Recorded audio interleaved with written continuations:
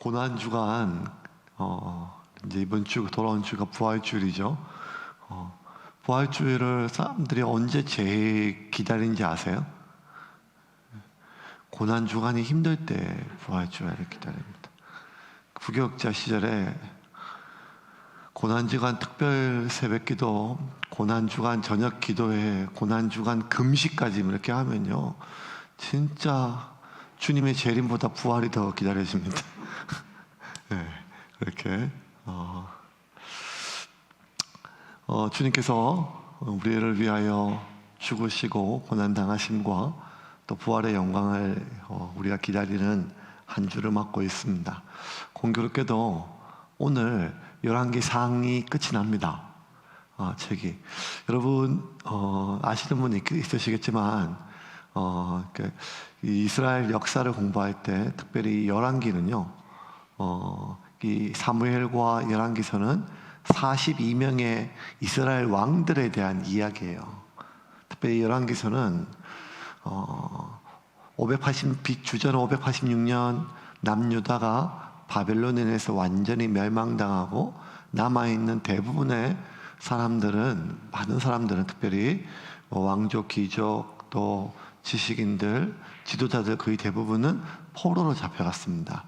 그리고 그들이 그 머나먼 땅, 그 이방의 땅에서 포로의 생활을 하면서 왜 우리 민족이 이렇게 망하였고, 왜 우리 민족이 이렇게 우리가 개들로 여기는 이방의 포로로 잡혀와서 이 수모를 왜 당하게 되었는가? 아브라함을 통하여 하나님 우리를 선택하였고 우리에게 큰 복을 주셨고, 특별히 다윗 시대부터 솔로몬에 이르기까지 이스라엘 그 놀라운 영화를 우리가 분명히 누렸고, 그 솔로몬을 통하여 지어진 성전을 통하여 온 이스라엘 백성들이 하나님 앞에 그렇게 예배하며 하나님의 백성으로서 이 땅에 축복의 통로의 삶을 살기를 시작한 그 나라가 어찌하여 이렇게 망하였고 비참한 최후를 맞이하였는가? 그것을 이스라엘 역사를 천천히 살펴보면서 반성하는 의미에서 그들의 실패의 원인, 그들의 이 비참한 현실의 원인을 반성하기 위해 썼던 책이 바로 이 열왕기서입니다. 그 중에 이제 오늘 절반이 끝이 났습니다. 성경 원문에는 이렇게 상과 하가 나눠 있지는 않지만 우리가 가지고 있는 성경에는 이렇게 또 좀 나눠서 하게 되죠. 결국 왕들에 대한 평가입니다. 왕들에 대한 평가.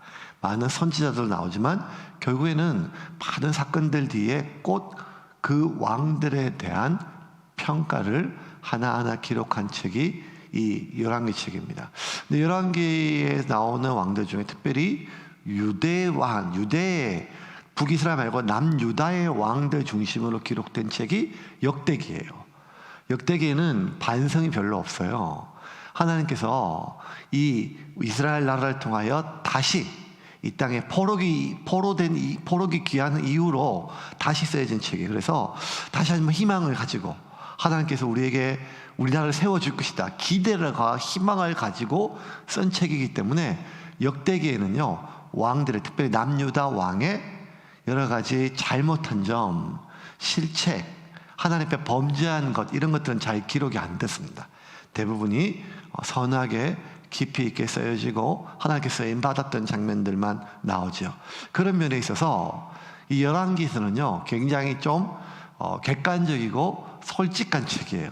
잘못 쓴 것, 정말 죄악된 것, 그들의 욕망이 그대로 다 드러난 책들입니다. 그리고 특별히 그 왕들의 당대가 아니라 그 왕들의 사후에 하나하나 그 왕들에 대한 평가를 정확하게 내린 그런 책들이죠. 여러분들이 죽고 나서 여러분 장례식 때 문상객들이 와가지고 여러분들을 위해서 어떤 얘기를 해주기를 바랐겠어요? 저도 오늘 설교 준비하면서 한번 생각을 해봤어요. 내 장례도 또 가고. 장례가 또 많아졌어요. 교인이 늘어나서 장례가 왜 이렇게 많이 나눠진지 모르겠어요.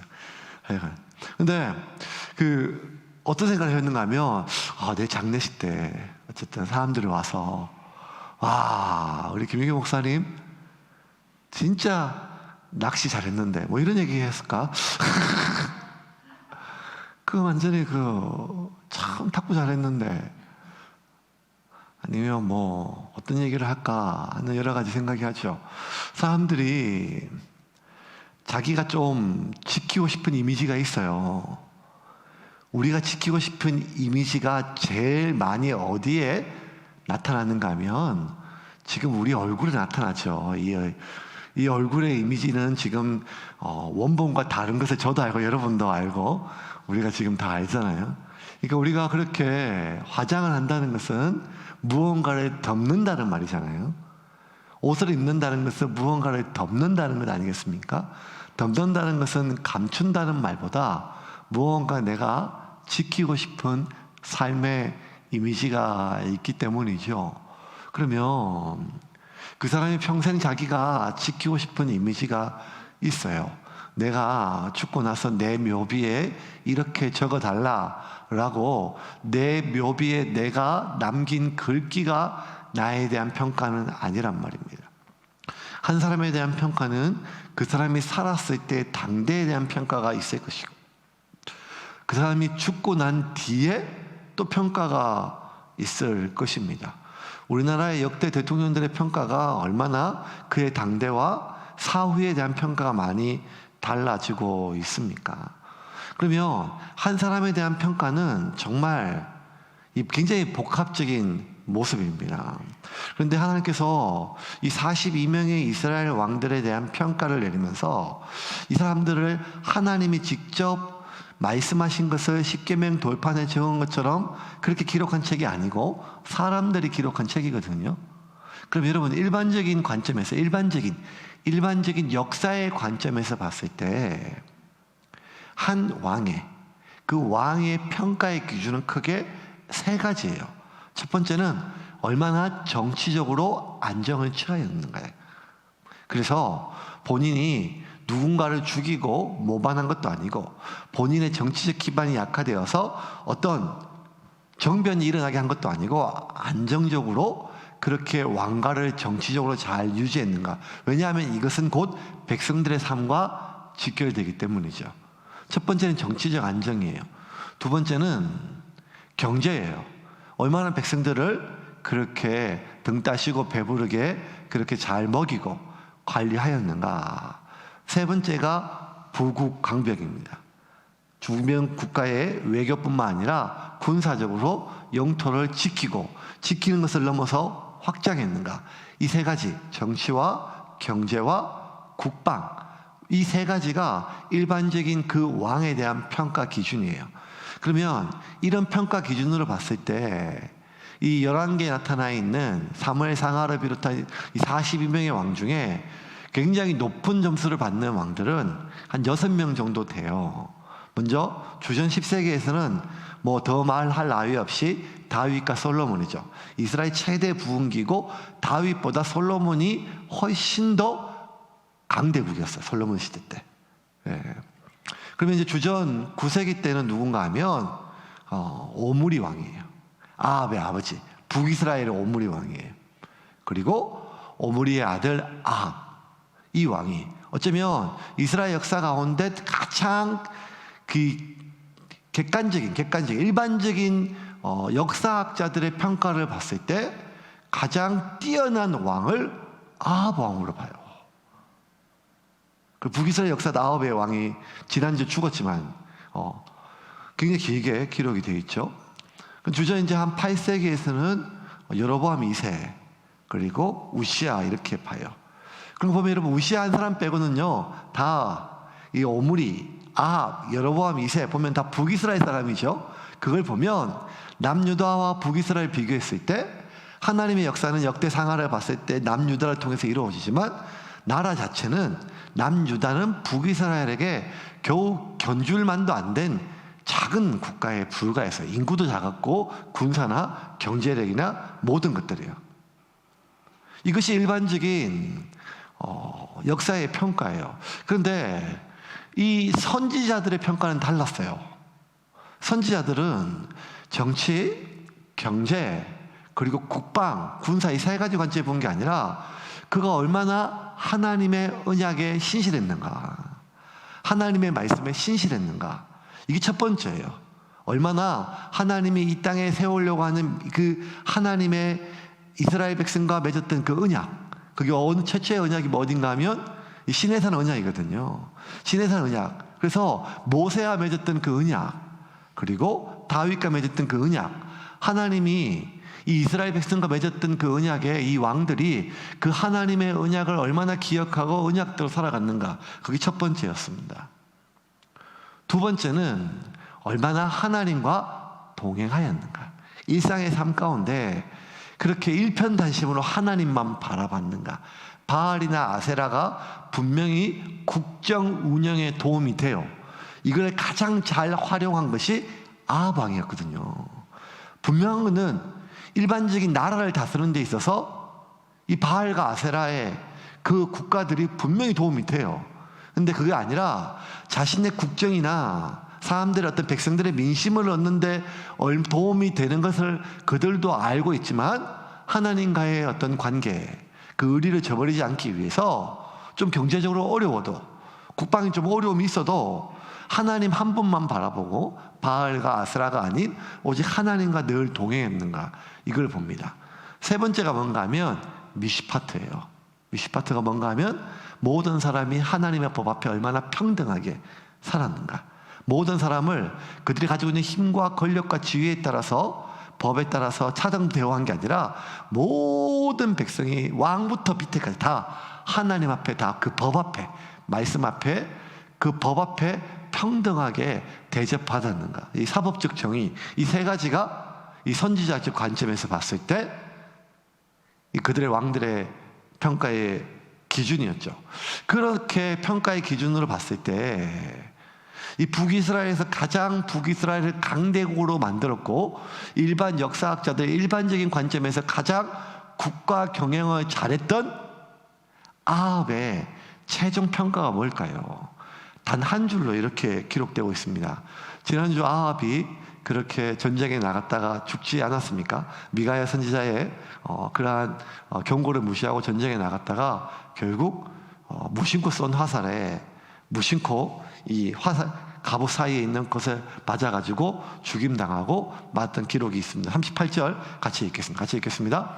그 병거를 사마리아 못에서 씻음에 개들이 그의 피를 핥았으니 여호와께서 하신 말씀과 같이 되었더라. 거기는 창기들이 목욕하는 곳이었더라. 자, 여러분, 이 한 구절이에요. 한 구절 다 나왔는데 이스라엘이 가장 혐오스러워하고 수치스러워하는 죽음이 다 나와 있어요. 첫 번째는요, 피를 흘리고 죽었다는 거예요. 그냥 침상에서 편히 죽은 게 아니라 피를 흘리고 죽었다는 거예요. 근데 더 기가 막힌 것은 그 피를 개가 핥았다는 거예요. 온전히 그 죽음의 시신을 보존되지 못했다는 말이죠. 세 번째, 그 흘린 피를요, 그 전차에 피가 흘렸는데 개가 핥았고 남은 피는 창기들이 목욕하는 곳에 흘러갔다는 거예요. 그러니까 이스라엘 백성들이 생각했을 때 가장 혐오스럽고 가장 수치스러운 피, 개, 창기, 이것이 아합 왕의 결국 최후였습니다. 오늘 열왕기상에 이제 끝이 나기 때문에 오늘은 좀 전체적인 것을 우리가 좀 종합하고 정리하는 의미에서 성경 구절을 하나하나 좀 볼 거거든요. 이 아합 왕은 결국 하나님 보실 때 그렇다는 거예요. 평생을 진짜 머리를 써서 부국 강병, 수많은 외교에서 두로와 시돈의 도움을 얻기 위해서 이 바알과 아세라의 신상을 세우고 실제 도움을 받아가지고 무역을 활성화시키고 경제가 부흥해서 백성들이 배불리 먹고, 그래서 백성들의 민심이 계속 지지가 있으니까 그들의 아합의 왕위가 굉장히 오랫동안 지속되었지만 결국 그래봤자 인간은 다 죽는 거예요. 그리고 마지막 죽음이 너무 비참한 죽음이었습니다. 그렇게 아합의 죽음 뒤에 이 남유다의 여호사밧에 대해서 언급을 해요. 여호사밧은 우리가 이 북이스라엘 아합이 이 길르앗 라못을 뺏기 위해서 같이 전투에 참여한 왕이 여호사밧 왕이죠. 그 여호사밧 왕은 지금 거의 북이스라엘의 조공을 바쳐야 될 그 상황이에요. 그래서 그냥 그 말 한마디에 올라와서 전쟁에 참여했죠. 그러면서 이 여호사밧 왕에 대해서 평가를 내립니다. 43절 같이 읽겠습니다. 43절 같이 읽겠습니다. 여호사밧이 그의 아버지 아사의 모든 길로 행하며 돌이키지 아니하고 여호와 앞에서 정직히 행하였으나 산당은 패하지 아니하였으므로 백성이 아직도 산당에서 제사를 드리며 분향하였더라. 자, 여호사밧 남유다의 왕인데 여호사밧보다 아사가 굉장히 선한 왕이었어요. 하나님 보시기에 굉장히 선한 왕이었어요. 신실한 왕이었어요. 그 말 뜻은 그 나라가 가난했다는 뜻이에요. 아니 왜 이게 하나님이 이렇게 안 하고 좀 그렇게 하나님 신실하면 부국강병하면 얼마나 좋아요? 여러분 빨리 선택하세요. 어떤 거 선택하실래요? 하나님이 신실하게 해서 이렇게 가난하고 청빈한 삶을 사시겠어요? 아니면 눈 찌끔 감고 좀 적당히 해서 이렇게 자식들에게 물려주고 남들도 좀 도우고 사람 구실하고 살 수 있는 그런 삶을 살겠어요? 저도 자신이 없어요. 이게 진짜 이게 몇 주 동안 제가 북이스라엘 계속 설교하면서 이게 정말 어려운 거예요. 그래서 우리가 정말 하나님 믿고 하나님 섬긴다 하는데 저 북이스라엘 왜 이스라엘 저것들은 왜 그렇게 바알 저걸 왜 안 버리고 왜 하나님만 믿으면 된다 하지만 그게 바알이라고 하는 어떤 우스꽝스러운 뿔 달린 어떤 우상을 뜻하는 게 아니라 경제력과 관련됐다는 말은 이 만몬이라고 하려는 것은 수천 년 동안 하나님의 백성의 가장 깊숙이 삶의 한 부분이에요. 하나님과 더불어 재산을, 재물을, 돈을 의지할 수 없다고 하는데 우리는 하나님의 도움으로 돈을 얻어서 그 돈을 베개로 삼아서 살고 싶어 하는 게 우리 마음이거든요.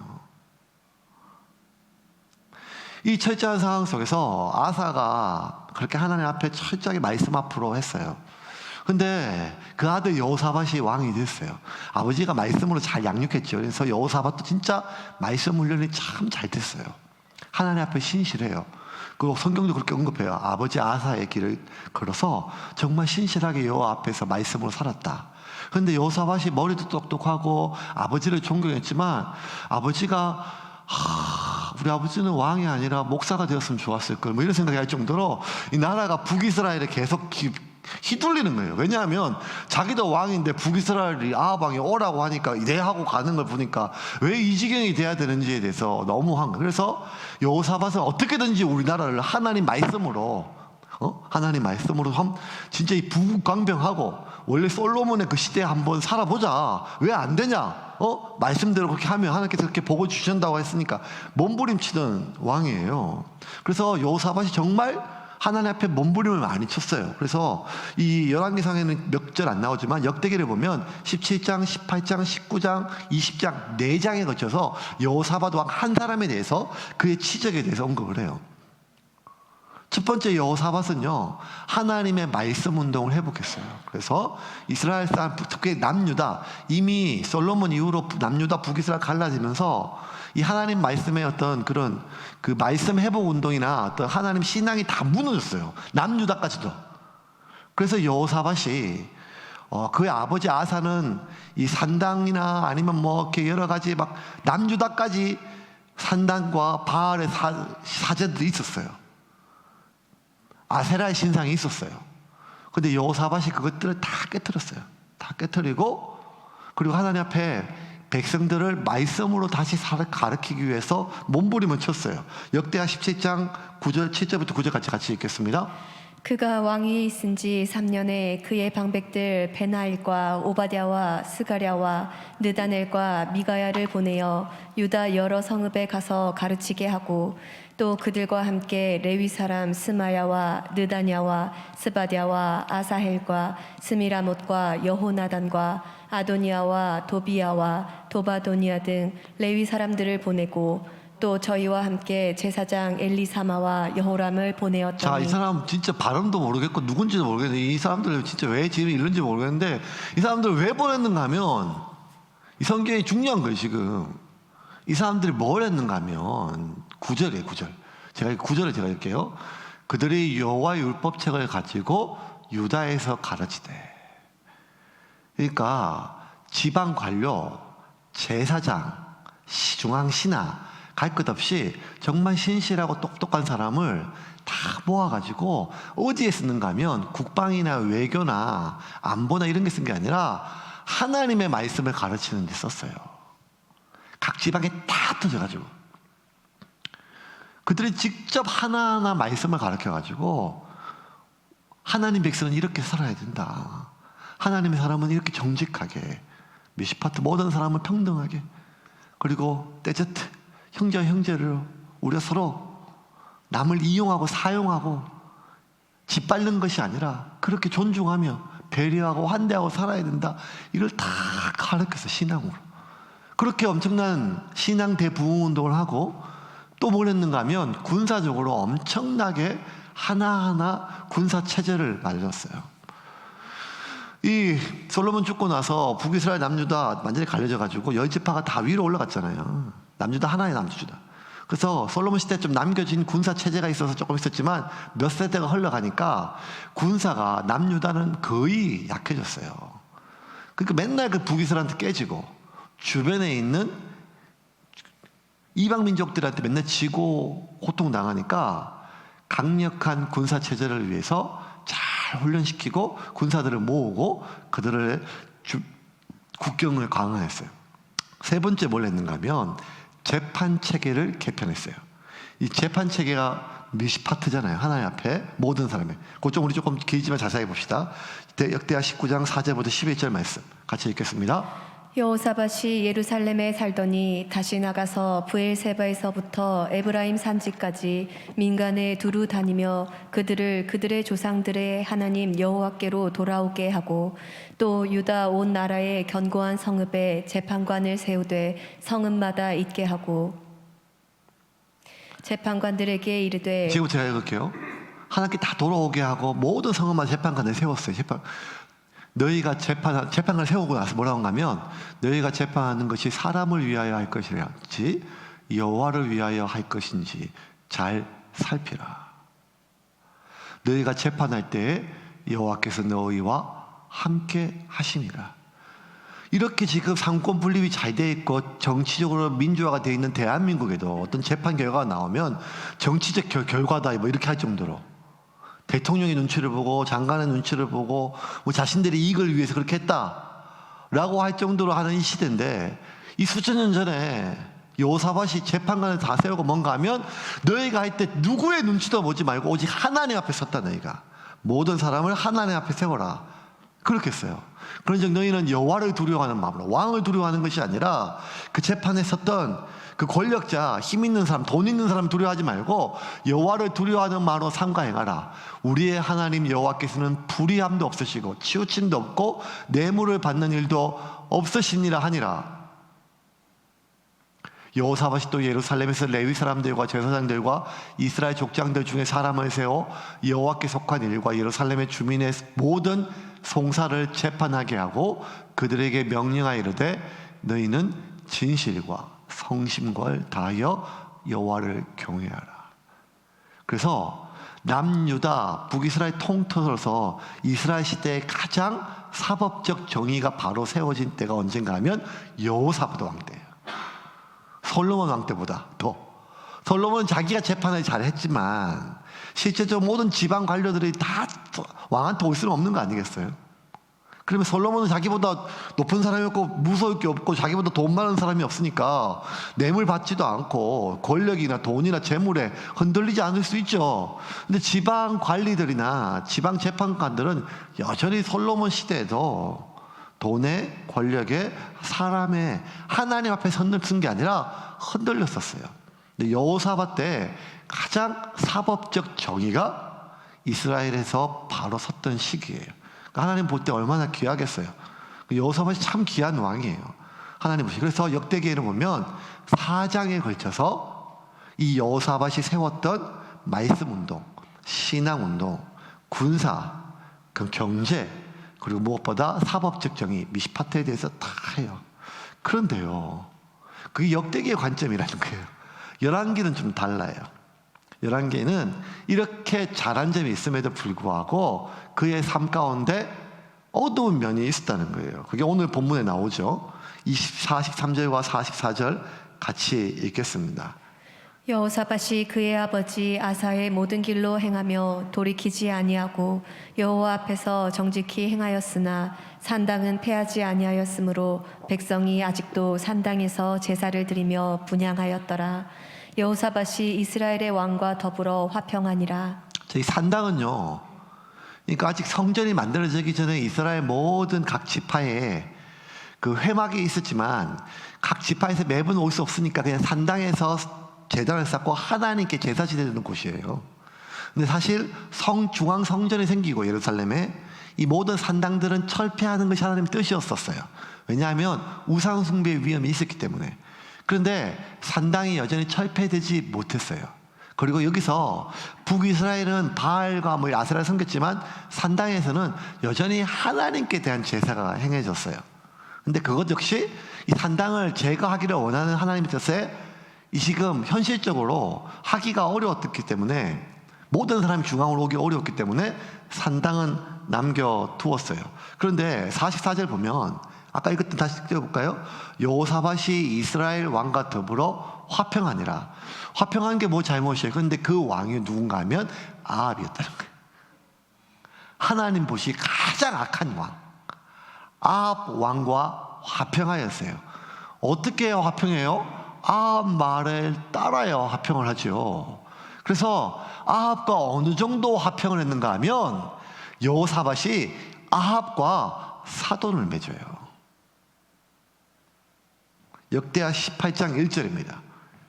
같이 읽겠습니다. 여호사밧이 부귀와 영광을 크게 떨쳤고 아합 가문과 혼인함으로 인척관계를 맺었더라.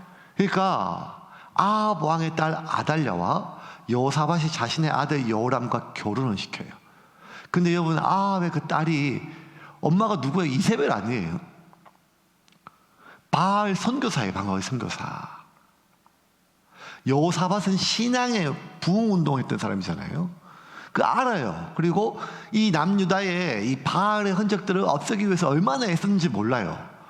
그런데 여호사밧이 생각해보니까 이 나라를 좀 우리 아버지처럼은 못하겠는 거예요. 지금 더 성장시켜야 되는데 지금 모든 나라의 국력이 어디에 가 있는가 하면 북한에 있는 북이스라엘과 대치 중이라서 모든 국력을 이 북이스라엘과 대치하는 데 쓰는 거예요. 그래서 경제나 아니면 여러 가지 어떤 국방이나 이런 걸 어떤 세우는 데 있어서 힘이 모자라니까 어떻게 하는가 하면 북이스라엘과의 긴장 관계를 없애기 위해서 사돈을 맺어요. 그리고 북이스라엘이 전쟁할 때 오라고 하면 바로 달려가서 도와줘요. 북이스라엘과 안 싸우기 위해서. 그러면 북이스라엘과 안 싸우면 우리나라도 여러분 국방비 예산만 안 들면 50조가 남거든요. 1년에 50조면 여러분 전 국민 재난지원금 말고 진짜 허경영이 대통령 된 거 외로 1억씩 받을 수도 있어요.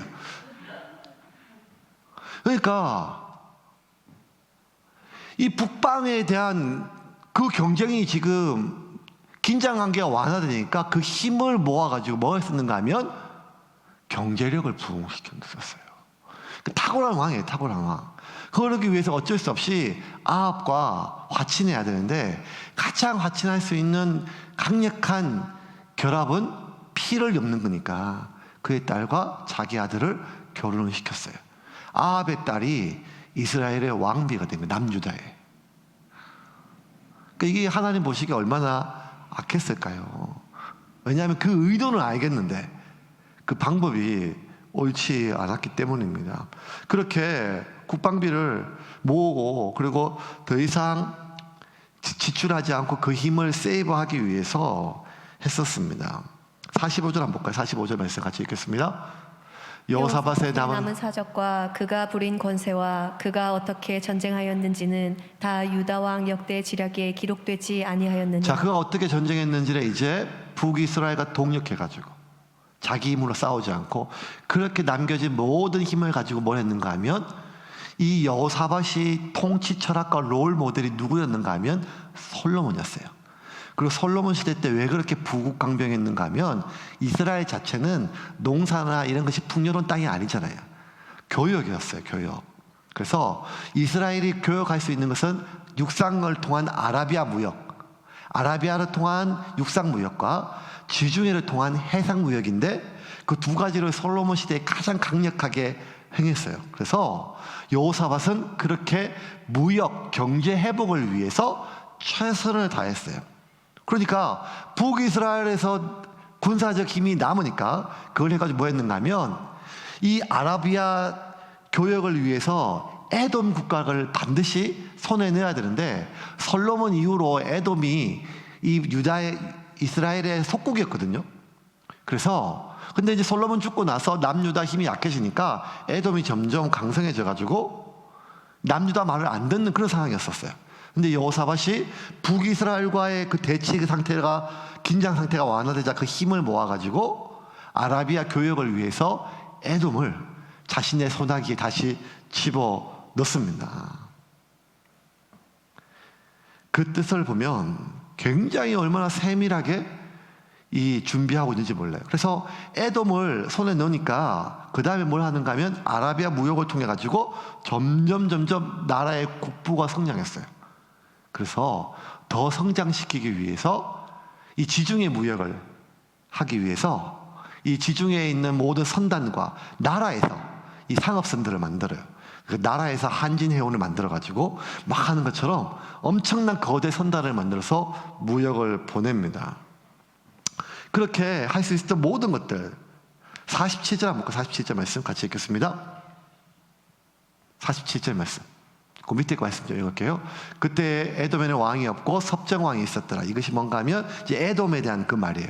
그렇게 나서 모아떠가지고 이제 뭐 하는가 하면 지중해 무역을 개척하기 위해서 48절 제가 읽을게요. 48절 여호사밧이 다시스에 선박을 제저하고 오빌로 금을 구하러 보내려 하였더니 그 배가 에시온 개벌에서 파산하였으므로 가지 못하게 됩니다. 여기서 이제 문제가 생겼어요.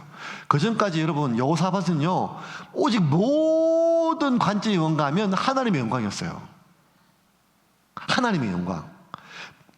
여호사밧은 개인의 어떤 그런 영달을 위한 사람이 아니에요. 원래 굉장히 선한 왕이었고 가정교육이 말씀으로 잘 된 왕이에요. 하나님의 영광을 위해서는 이스라엘이 회복해야 돼요. 북이스라엘 말고 남유다가 이 성전을 지켜야 돼요. 북이스라엘 속국 상태에서 벗어나야 돼요. 근데 지금은 어쩔 수 없이 힘이 약하니까 북이스라엘과 대치하면 안 되고 이방 국가와 싸우기 위해서는 북이스라엘과 연합해서 싸워야 돼요. 그래서 북이스라엘과 손은 잡았지만 계속 힘을 길러가지고 북이스라엘 없이도 스스로 내 나라를 지킬 수 있는 상태가 되면 정말 하나님이 이 땅에 세웠던 그 나라를 하나님의 뜻을 실현하고자 그렇게 했었어요. 잘 됐어요. 잘 됐어요. 정치, 사법, 그리고 모든 교역까지 다 됐어요. 마지막 방점이 뭔가 하면 해상무역이었어요. 지중해와 터키로 이르는 해상무역.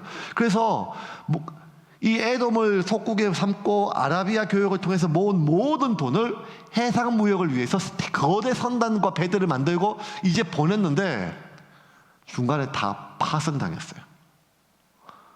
너무 속상했죠. 여호사밧이. 아니 하나님 왜 이러십니까? 제가 저 혼자 잘 먹고 잘 사는 게 아니라 하나님의 영광을 위해서 지금 저렇게 내가 북이스라엘 앞에 가서 고개를 숙이며 여기까지 왔는데 하나님의 은혜로 큰 돈을 벌어서 육상무역이 다 회복이 되고 이 해상무역만 되면 정말 솔로몬 시대 그 엄청난 하나님의 나라 회복이 될 건데 왜 하나님은 이걸 막으십니까? 여러분 하나님이 막으셨을까요? 아니면 풍랑이 와서 했을까요? 하나님 막으셨어요. 하나님이 이유 없이 이렇게 하실 리가 없지요. 하나님이 이렇게 막으신 첫 번째 이유는 여호사밧의 의도가 아무리 선하다 한들 그 방법을 악인과 동행하는 것에 대해서 하나님이 허락할 수가 없었습니다. 역대하 18장 34절부터 19장 2절 같이 한번 읽겠습니다. 이날의 전쟁이 맹렬하였으므로 이스라엘 왕이 병거에서 겨우 지탱하며 저녁 때까지 아람 사람을 막다가 해가 질 쯤에 죽었더라. 자, 아합 왕과 여호사밧 연합군이 아람 군대랑 싸우다가 아합 왕이 지금 죽는 장면이에요. 그게 마지막 장면이에요. 그리고 그 다음 구절이 뭔가 하면 19장 계속 읽어볼까요? 유다 왕 여호사밧이 평안히 예루살렘에 돌아와서 그의 궁으로 들어가니라. 자, 평안이 왔다면 자기는 살았단 말이에요. 하나님이 도우심으로. 하나님의 손으로 살았어요.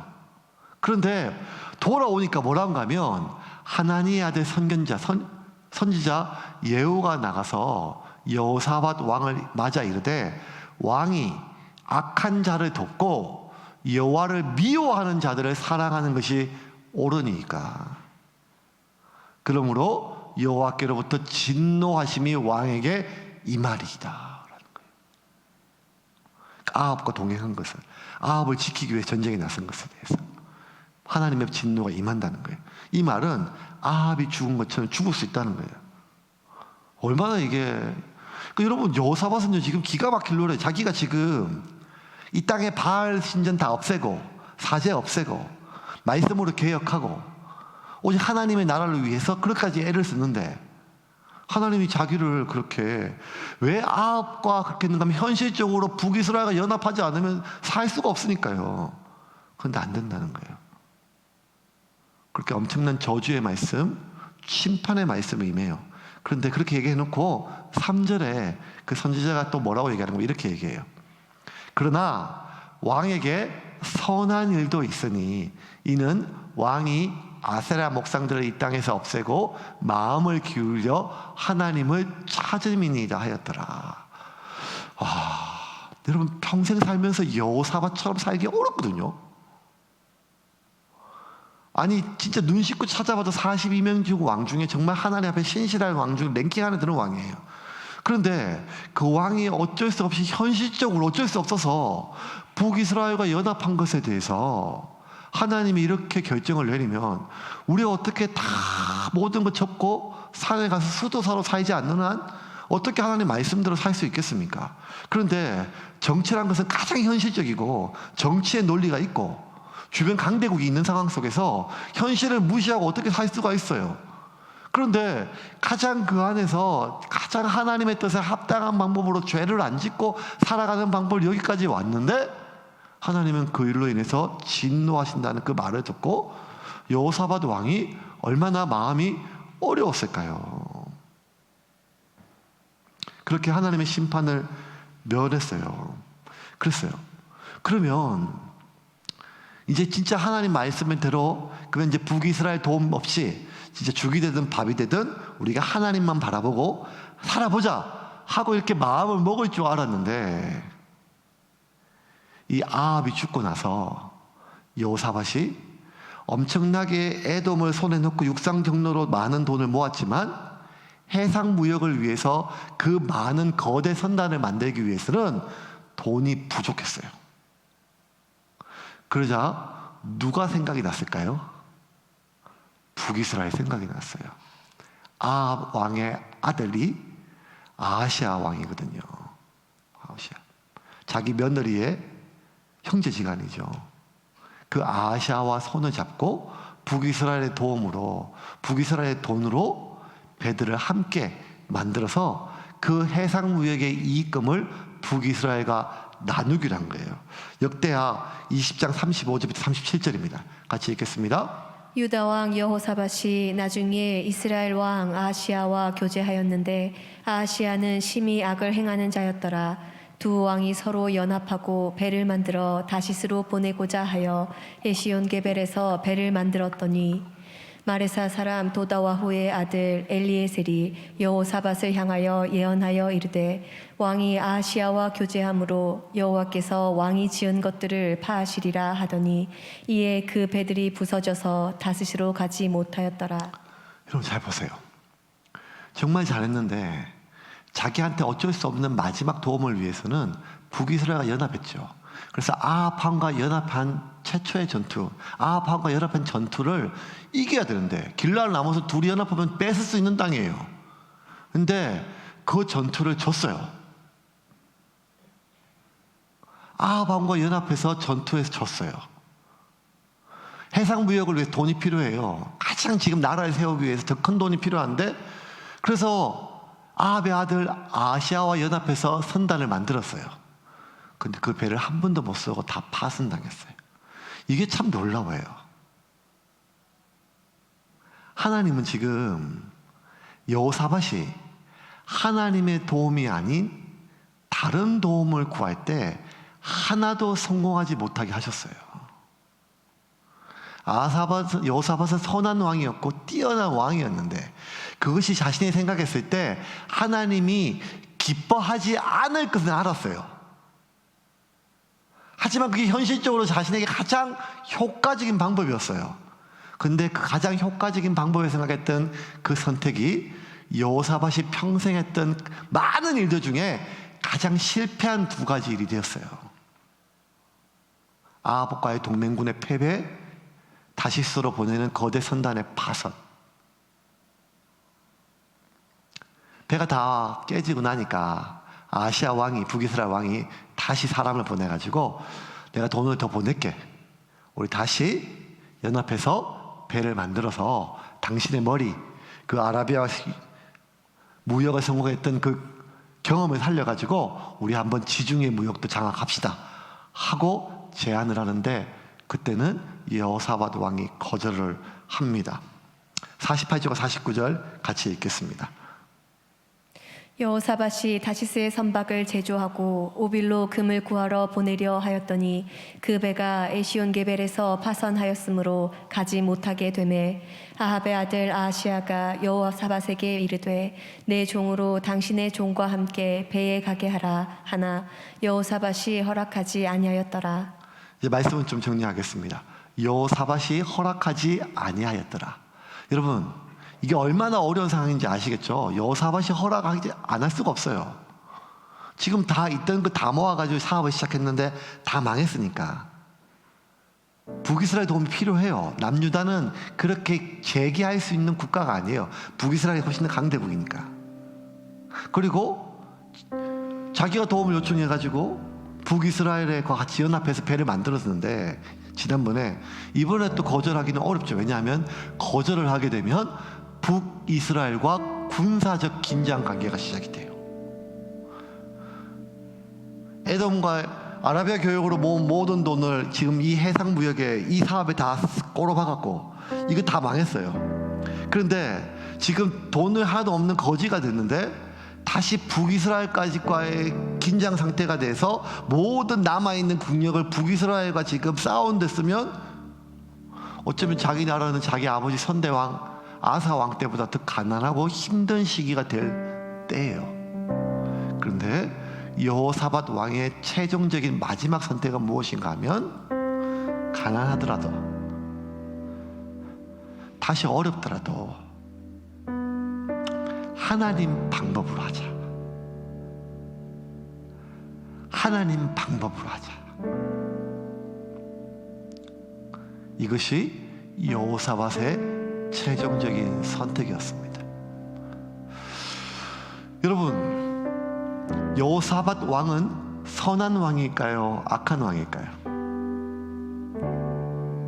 한 사람의 여러 가지 모습들을 보면 단편적인 사건만으로 해결을 보기는 어렵죠. 왜냐하면 다윗 왕도 선한 왕인가 악한 왕인가, 바세바를 범하고 우리아를 죽였을 때 보면 악한 왕이었지만 하나님의 명령을 어기고 자기가 얼마나 성공했는지 알아보기 위해서 인구조사를 하고 수많은 백성들을 죽였을 때 이런 걸 보면 악한 왕이지만, 또 어떨 때를 보면 다윗은 하나님 보시기에 선한 왕이 아닙니까? 우리가 어떤 한 사람의 삶을 평가할 때 어떤 한 사건, 지금의 어떤 관계, 지금의 그 사람의 선택, 그것을 보고 그 사람을 모든 것을 선택 결정하고 그 사람을 판단하는 것만큼 위험한 일이 없습니다. 이것은 나 자신도 마찬가지예요, 여러분. 지금 나의 상태를 보고, 지금 나의 상황을 보고 내가 내 인생이 망쳤다고, 나라고 하는 인간이 이것밖에 안 된다고 내 스스로를 판단하는 것도 굉장히 위험한 일입니다. 왜냐하면 결국 나에 대한 모든 평가는 지금 나의 상태에 대한 사람들의 평가, 아니면 내가 죽고 난 사람들의 평가, 그게 아니라 결국 나에 대한 모든 평가는 하나님이 내리실 거예요. 하나님이 내리세요. 그 하나님의 평가가 우리의 삶의 모든 평가입니다. 그러므로 우리는 마지막 죽을 때 하나님 얼굴을 볼 거니까 마지막 죽기 전까지 신실하게 살아고 하나님 얼굴을 보기에 부끄럽지 않고 마지막 죽을 때 주님 얼굴 볼 때 부끄럽지 않는 삶을 사는 것, 그거 중요하지만 여러분, 우리는 죽고 나서 하나님의 앞에 서는 것이 아니라 지금 매 순간순간 하나님 앞에 서 있음을 기억해야 돼요. 매 순간, 지금 이 순간 우리는 죽고 나서 주님 얼굴을 보는 것이 아니라 지금 매 순간순간 하나님 앞에 서 있습니다. 그러므로 하나님 앞에 서 있음을 기억할 때 우리는 두 가지를 붙잡아야 돼요. 그게 뭔가 하면 하나님을 위해 사는 사람은 하나님의 방법으로 살아갈 수밖에 없어요. 결과만 좋은 게 되는 게 아니에요. 결국 하나님의 영광을 위한다고 우리가 스스로 합리화시키는 것이 아니에요. 때론 손해가 있고 때론 확실하게 우리에게 위험이 쳐온다 할지라도 우리는 마지막 순간까지 하나님의 방법을 미련할 정도로 지켜야 돼요. 두 번째는 그 하나님이 우리를 도우신다고 하는 확신을 포기하지 마십시오. 때론 이 상황이, 때론 이 모든 주변의 여러 가지 모든 상황들이 하나님이 나를 버리신 것처럼, 하나님이 침묵하시는 것처럼 보이지만 하나님은 지금 우리 앞에 계시고 이 모든 상황을 운행하고 계심을 믿으시기를 바랍니다. 그래서 마지막 순간까지 포기하지 말고 하나님이 나를 도우신다는 확신을 가지고 하나님의 방법으로 살아가는 여러분의 믿음의 여정이 되기를 주님의 이름으로 축원합니다. 오늘 우리가 기도할 때 다시 한번 하나님께 나아갑시다. 하나님, 순간순간 많은 선택의 순간들이 있습니다. 많은 유혹이 있습니다. 하나님, 내가 그렇게 크게 죄 짓는 것도 아니고 세상 사람들 다 이렇게 합니다. 아니, 이렇게 안 하면 요즘 같은 시대에 먹고 살기 진짜 어렵고, 이렇게 안 하면 저만 바보가 되고 저만 미련한 사람이 아니라 내가 있는 이 조직에 어려움이 생깁니다. 하나님, 이게 저 하나 살리려고 하는 것이 아닙니다. 하지만 여러분, 그 소리에 속으면 안 돼요. 그 소리에 속으면 안 돼요. 하나님의 사람의 가는 길은 좁은 길이에요.